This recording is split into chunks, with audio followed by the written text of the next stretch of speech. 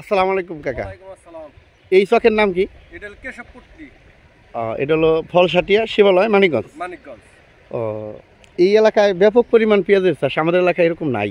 জি, আমাদের এলাকা পেঁয়াজ, মরিচ এগুলা এই আবাদগুলোই বেশি নেই। বেশি।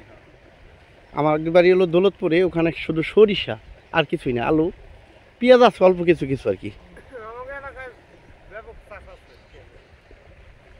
এটা আপনি নিজের খেত না কাজ করতেছেন? আমরা কাজ করতেছি। কত করে দেয় রোজ? হ্যাঁ, রোজ দেয় কত? 600 টাকা। 6 টাকা রোজ। সারাদিন এই কাজ? এই যে এই লোক বুনছে, হে কত হানি বুনছে? 10 বিঘে। এর নাম কি? কে এখন গান গেয়ে শোনাবেন?